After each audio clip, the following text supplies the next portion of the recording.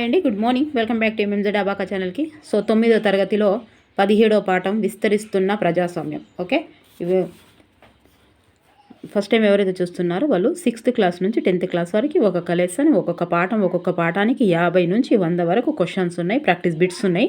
ఒక్కసారి మీరు చూడండి. రేపు డిఎస్సి వరకు కూడా చాలా పర్ఫెక్ట్ వీడియోస్ ఉన్నాయి. ఒక్కసారి చూడండి. నచ్చితే మాత్రం లైక్ చేయండి. ఓకే, లిబియా ఉత్తర ఆఫ్రికాలో లిబియా ఒక పేద దేశం. ఇది ఇటలీ వలస పాలనలో ఉండేది. ఇటలీ సుదీర్ఘ పోరాటం తర్వాత 1951లో స్వాతంత్రం సాధించింది. స్వాతంత్రం పొందిన కాలంలో లిబియా రాజు ఇద్రీస్ అనగానే ఒకటి గుర్తుకు రావాలి మనకు. ఏం గుర్తుకొచ్చింది రాయండి. 1959లో లిబియాలో విస్తారమైన ముడి చరుము నిల్వలు కనుగొన్నారు. 1969లో ముహమ్మర్ గడాఫీ 70వ సైనిక అధికారుల బృందం లిబియాలో అధికారం చేజిక్కించుకున్నారు. ఈ అధికారుల బృందం తమను తాము స్వేచ్ఛ అధికారుల ఉద్యమంగా పేర్కొనేవారు. ఈ కాలంలో లిబియా రాజు ఇద్రీస్ దేశం నుంచి పారిపోయాడు. దేశం నుంచి పారిపోయాడు. దేశంలో రాచరికాన్ని రద్దు చేసి సోషలిస్ట్ లిబియా అరబ్ గణతంత్రంగా ప్రకటించారు. సైన్యంలోని 12 సభ్యులతో కూడిన రివల్యూషనరీ కమాండ్ కౌన్సిల్ నేతృత్వంలో ఈ ఉద్యమం నడిచింది. కొత్త ప్రభుత్వము ప్రవేశపెట్టిన అనేక సంస్కరణలతో లిబియా వేగంగా అభివృద్ధి చెందింది. చమురు వనరులను జాతీయం చేసింది. పేద ప్రజలకు నీటి వసతి ఉన్న భూములను ఇచ్చింది. ఈ కాలంలో దేశ ప్రజల సగటు జీవిత కాలం 50 నుండి 75 సంవత్సరాలకు పెరిగింది. ప్రస్తుతం లిబియా దేశంలో స్త్రీలు మరియు పురుషుల అక్షరాస్యత రేటు 90% పైగా కలదు. గడాఫీ రెవల్యూషనరీ కౌన్సిల్ను నియమించి సంఘాల నియంత్రణలో ఉండే సమాంతర విప్లవ సంఘాల నాయకత్వ వ్యవస్థను ఏర్పరిచారు. 2010 ద్వితీయార్థం అరబ్ ప్రపంచంలో ప్రజాస్వామిక ప్రభుత్వాలను ఏర్పాటు చేయటానికి అనేక ఉద్యమాలు చెలరేగాయి. సో ఈ వీడియోస్ వల్ల బుక్ చదివాను మేడం. అంటే ఒక్కొక్క బుక్ నేను ఒక్కొక్క లెసన్ చదివి ఈ వీడియోస్ చూశాను. ఈ వీడియో పుణ్యమా అని నేను బుక్స్ మొత్తం చదివానని కామెంట్ చేశారండి. థ్యాంక్ యూ సో మచ్ అండి. ఎందుకంటే ఇప్పుడు పాయింట్ టు పాయింట్ ఉన్నాయి, తర్వాత ప్రాక్టీస్ బిట్స్ ఉన్నాయి. ఒక్కసారి మీ దగ్గర 17వ పాఠం ఉంది కదా, ఈ 17వ పాఠం మీరు ఒక్కసారి బుక్లో చదివారు అనుకోండి, విస్తరిస్తున్న ప్రజాస్వామ్యం చదివిన తర్వాత మళ్ళీ ఈ పాయింట్స్లో ఎంత క్లారిటీ వస్తుంది చూడండి. అక్కడ మీరు మొత్తం లెసన్ తర్వాత ఈ పాయింట్లలో క్లారిటీ వస్తుంది. ఈ పాయింట్ నుంచి కాకుండా మళ్ళీ ప్రాక్టీస్ బిట్స్లో కూడా క్లారిటీ వస్తుంది. అయితే ఇలా ఒక్కొక్కరు చదువుతున్నారట. మా ఫ్రెండ్స్ కూడా ఫోన్ చేసి ఏం చెప్తున్నారంటే, మీరు చెప్పిన వీడియోస్ ఉన్నాయి కదా, ఆ వీడియోస్ కంటే ముందు నేను లెసన్ చదివిన తర్వాత నీ వీడియో చూస్తున్నాను. 17వ పాఠమే చదివి ఇప్పుడు 17వ పాఠం చదివి ఇది చూసిన తర్వాత మళ్ళీ చేయగానే 3 సార్లు రివిజన్ అవుతుంది. చాలా బాగుంది మేడం అని ఫోన్ చేస్తున్నారు, కామెంట్స్ రాస్తున్నారు. సో కామెంట్స్ రాస్తున్న ప్రతి ఒక్కరికి తెలుగు కూడా 3వ తరగతి నుంచి 10వ తరగతి వరకు ఉన్నాయి. అండ్ ట్రిక్స్ కూడా చాలా వైరల్ అయిపోయాయండి. వీడియోస్ చాలా మంచి రెస్పాండ్ వస్తుంది. ఒక్కసారి మీరు కూడా చూడండి. ఓకే, సైకాలజీ కూడా నచ్చితే మాత్రం లైక్ చేయడం మర్చిపోవద్దండి ప్లీజ్. చిన్న దేశమైన ట్యూనీసియాలో మొదలయ్యే Egypt, Libya, Yemen, Bahrain, Syria వంటి దేశాలకు ఈ ఉద్యమం వ్యాపించింది. 2010 డిసెంబర్లో మొదలైన అరబ్ ప్రపంచంలోని నిరసనలు, ప్రదర్శనలు, యుద్ధాల విప్లవ తరంగం అరబ్ వసంతంగా ప్రఖ్యాతగాంచింది.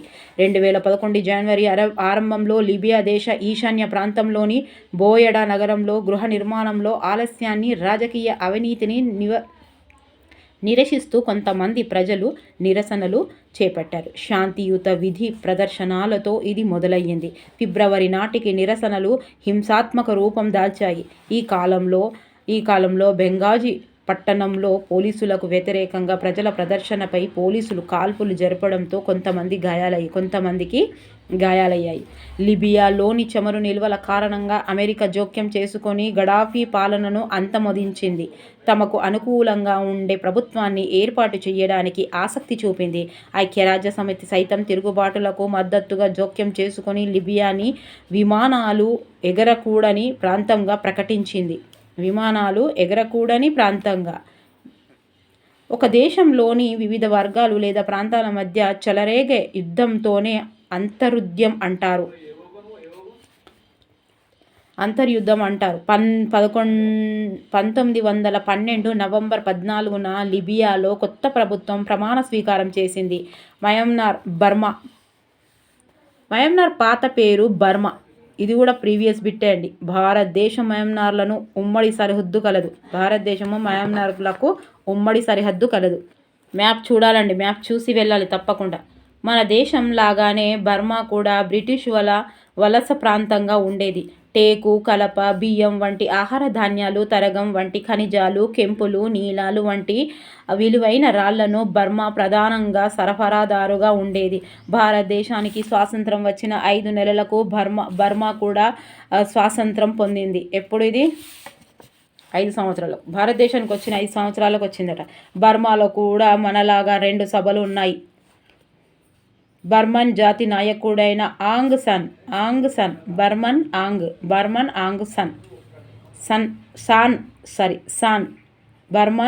సాన్ గుర్తుపెట్టుకోండి. 1947లో దేశానికి స్వాతంత్రం సాధించాడు.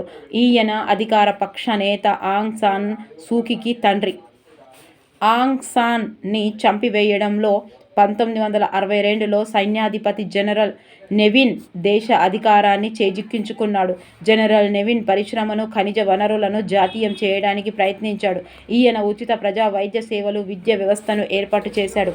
1962 నుంచి 1965 మధ్య కాలంలో బర్మాలో వడ్డీ వ్యాపారం, భూస్వాములను వ్యతిరేకంగా అనేక చట్టాలు చేశారు. ఈ చట్టాలు భూమి ఆస్తులను సంబంధించి రైతాంగ హక్కులను కాపాడడానికి ఉద్దేశించినవి.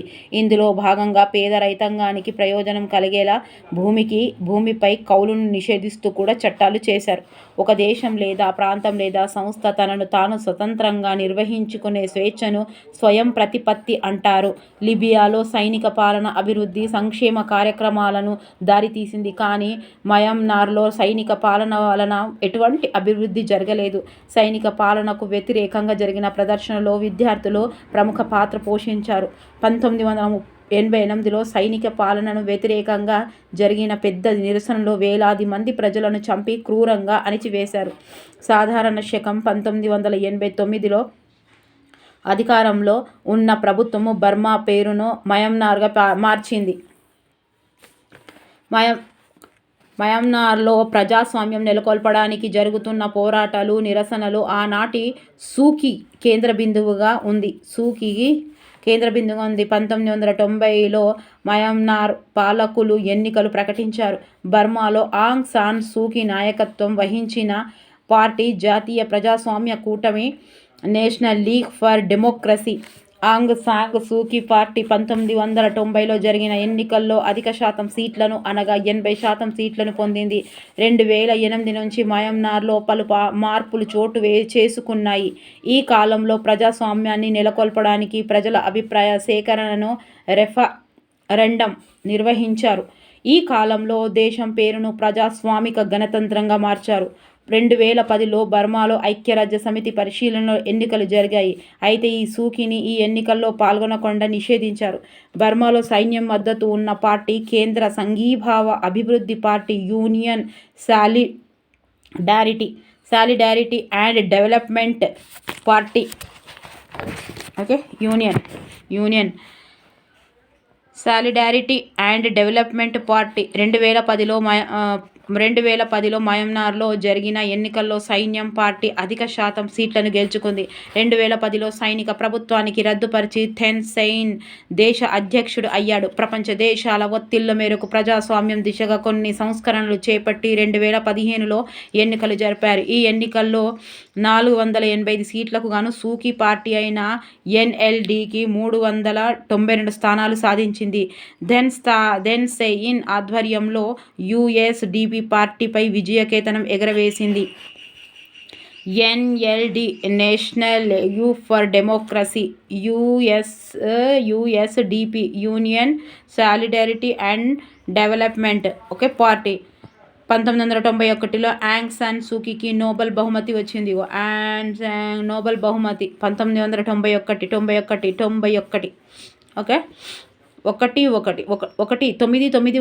1991కి నోబెల్ బహుమతి కొనుక్కున్నదని గుర్తుపెట్టుకోవాలి. ఓకే 1991కి నోబెల్ బహుమతి కొనుక్కున్నది ఎవరు? సూకీ లభించింది. అప్పుడు ఆమె గృహ నిర్బంధంలో ఉంది. ఆమె తరపున ఆమె కొడుకు ఆ బహుమతిని తీసుకున్నాడు. గడాఫీ అతడి ఆర్సీసీ ప్రజలందరి మౌలిక అవసరాలను తీరే సంక్షేమ రాజ్యం కోసం కృషి చేశాడు. మయన్మార్ తన ప్రస్థానాన్ని ప్రజాస్వామిక దేశంగా మొదలుపెట్టి సైనిక పాలనలోకి మారితే లిబియా రాచరికాన్ని వదిలించుకొని సైనిక పాలనతో అంతం అయ్యింది. 17వ శతాబ్దంలో ఇంగ్లాండులో ఆధునిక ప్రజాస్వామ్యాన్ని బీజం పడిన తర్వాత ప్రపంచవ్యాప్తంగా ప్రజాస్వామిక ఆదర్శాలను అనుగుణంగా క్రమంగా రాజకీయ వ్యవస్థలు మార్పు చెందాయి. 18-19 శతాబ్దాలలో యూరప్, అమెరికాలు పెను విప్లవాలు లోనయ్యాయి. 20వ శతాబ్దంలో ఆసియా, ఆఫ్రికాలో స్వతంత్ర దేశాలను నిర్మించుకోవటానికి వలస పాలనను వ్యతిరేకంగా జరిగిన పోరాటాలలో ప్రజాస్వామ్యం ఒక నినాదంగా మారింది. భారతదేశం, శ్రీలంక, దక్షిణ ఆఫ్రికా వంటివి ఈ ప్రక్రియలకు ఉదాహరణ.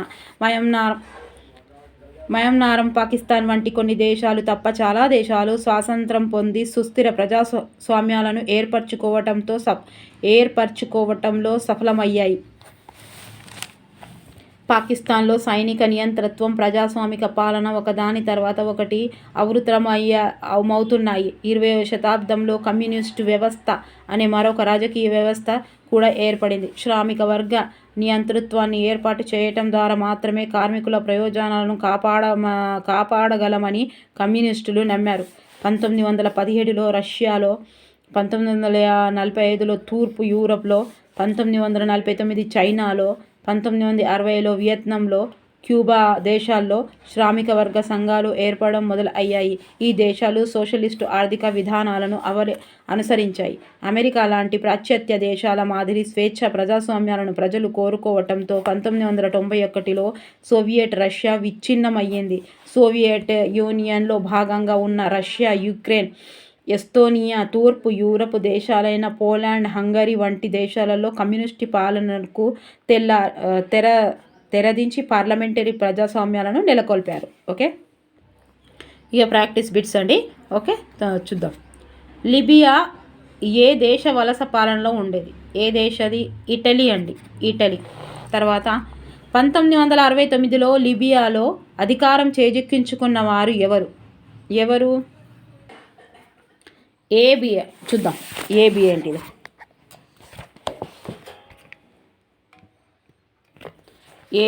ఏబి ఏంటిది? ఏబి ముమ్మర్ గడాఫీ 70 యువ సైనిక అధికారుల బృందం. ఓకే, ఏ మరియు బి. ఓకే, అరబ్ ప్రపంచంలో ప్రజాస్వామిక ప్రభుత్వాలను ఏర్పాటు చేయడానికి ఉద్యమాన్ని చేపట్టిన సంవత్సరం ఏది? డి 2010. లిబియాలోని నిల్వల కారణంగా అమెరికా జోక్యం చేసుకొని గడాఫీ పాలనను అంతమొదించింది. తమకు అనుకూలంగా ఉండే ప్రభుత్వాన్ని ఏర్పాటు చేయడానికి ఆసక్తి చూపింది. ఏ చమురు నిల్వలు. మయన్మార్ పాత పేరు ఏమిటి? చెప్పండి ఏమిటి? D Burma. ఏ సంవత్సరంలో బర్మా స్వాతంత్రం పొందింది? ఏది? ఏ 1947. 2010 సంవత్సరంలో బర్మా సైనిక ప్రభుత్వానికి రద్దుపరిచి ఎవరు ఈ దేశ అధ్యక్షుడు అయ్యాడు? D then Seine. ఏ సంవత్సరంలో సోవియట్ రష్యా విచ్ఛిన్నమైంది? డి 1991. ఆఫ్రికాలో చిన్న దేశం ఏది? సి టునీసియా. లిబియా ఏ సంవత్సరంలో స్వాతంత్రం పొందింది? బి 1951. స్వాతంత్రం పొందిన కాలంలో లిబియా రాజు ఎవరు? సి. ఇద్రిస్. ఏ సంవత్సరంలో లిబియాలో విస్తారమైన ముడి చమురు నిల్వలను కనుగొన్నారు? డి. 1959. లిబియాలో సైన్యం ఆధ్వర్యంలో ఉద్యమానికి నాయకత్వం ఎవరు? బి. Revolutionary command council. 1970లో లిబియాకు సంబంధించి రెవల్యూషనరీ కమాండ్ కౌన్సిల్లో ఎంతమంది సభ్యులు ఉండేవారు? బి. 12 మంది. అరబ్బు వసంతంగా పిలువబడిన విప్లవ తరంగం మొదలైంది? ఏ. 2010 డిసెంబర్. 2011 జనవరిలో శాంతియుత విధి ప్రదర్శన జరిగిన బోయడా నగరం ఏ దేశంలో ఉంది? బి. లిబియా. ఏ రోజున లిబియా కొత్త ప్రభుత్వ ప్రమాణ స్వీకారం చేసింది? సి. 2012. ఐక్యరాజ్య సమితి సైతం తిరుగుబాటుకు మద్దతుగా జోక్యం చేసుకొని ఏ దేశంను విమానాలు ఎగరకూడని ప్రాంతంగా ప్రకటించింది? సి. లిబియా. ఆంగ్ సాన్ని చంపివేయడంతో 1962లో ఎవరు దేశ అధికారాన్ని చేజిక్కించుకున్నాడు? సి. General Ne Win San. ఏదో గుర్తుపెట్టుకోరు. బర్మాలో 2015 ఎన్నికల్లో 485 సీట్లకు గాను సూకీ పార్టీ ఎన్ని స్థానాలను గెలుచుకుంది? 20. బి. 392. ఈ క్రింది నేత లిబియాలో పత్రికా స్వేచ్ఛ లేకుండా పాలన చేశాడు? ఏ. Colonel Gaddafi. లిబియాలోని తిరుగుబాటుదారులకు ఈ దేశ మద్దతు లభించింది? అమెరికా. మన దేశానికి స్వాతంత్రం వచ్చిన ఇన్ని నెలలకు బర్మాకు కూడా స్వాతంత్రం వచ్చింది? బి. 5 నెలలు. బర్మా జాతి నాయకుడిని గుర్తించండి? ఆంగ్ సాన్. బర్మాలో నిరంకుశ సైనిక పాలనకు వ్యతిరేకంగా ప్రజాస్వామ్యం నెలకొల్పడానికి పోరాటం చేసిన వ్యక్తి ఎవరు? బి. Aung San Suu Kyi. 2011లో బర్మాలో ప్రజాస్వామ్య ఎన్నికల్లో విజయం సాధించిన సూకీ పార్టీ ఏది? C. National league for democracy. పిల్లల చేత బలవంతపు వెట్టి చాకిరీ చేయించిన బర్మా సైనికాధికారి ఎవరు? 27. General Levin. క్రింది వాటిలో సరికాని దానిని గుర్తించండి? 28. డి. 28. ఇది డి అండి. అన్ని కరెక్ట్ అన్నట్టు. 2010 బర్మాలో ఐక్యరాజ్య సమితి పరిశీలనలో ఎన్నికలు జరిగాయి. Union solidarity and development party. ఇంకొకటి ఇక్కడ ఏముంది? ఇంకోటి నేషనల్ లీగ్ ఫర్ డెమోక్రసీ. ఓకేనా? 28. తర్వాత 1990లో నేషనల్ లీగ్ డెమోక్రసీ ఎంత శాతం సీట్లు పొందింది అని అన్నాడు? 28. 29. బి. 80%.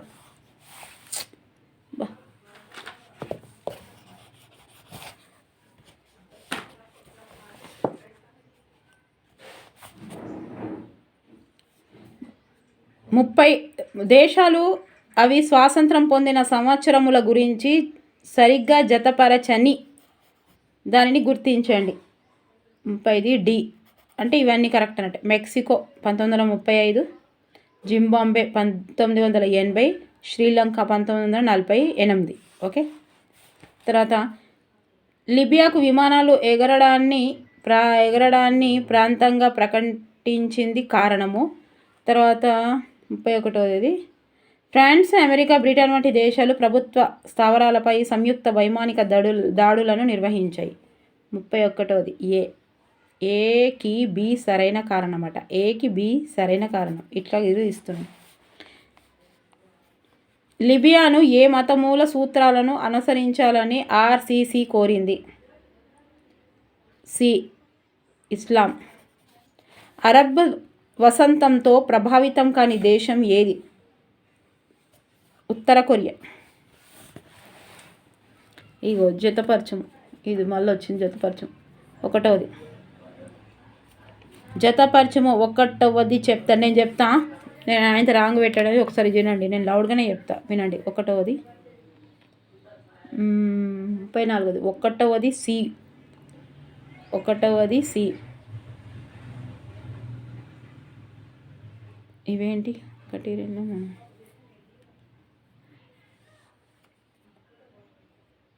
ఒకటవది సి అని ఇచ్చిండు. 1 2 5 ఉంది. ఒకటవది ఇగో సి అండి. రెండవది ఏ, గడాఫీ, లిబియా సైన్య పాలకుడు, ఇగో గడాఫీ. రెండవది ఏ ఇచ్చిండు. అండ్ మూడవది ఆంగ్ సాన్ బి, బర్మన్ నాయకుడు. ఓకే. తర్వాత బేసెయిన్. నాలుగవది ఏంటిది? ఈ, బర్మా అధ్యక్షుడు ఆంగ్ సాన్ సూకీ.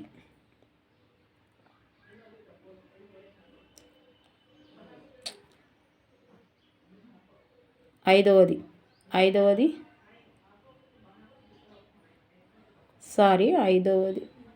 వీడియో ఇట్లా ఇచ్చిండ. నాలుగవది ఏంటిదండి? నాలుగవది ఈ, కరెక్ట్ ఇచ్చే ఆంగ్ సాన్ సూకీ. ఐదవది D, national league for democracy.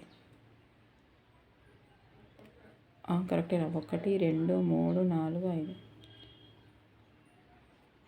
1 Libya.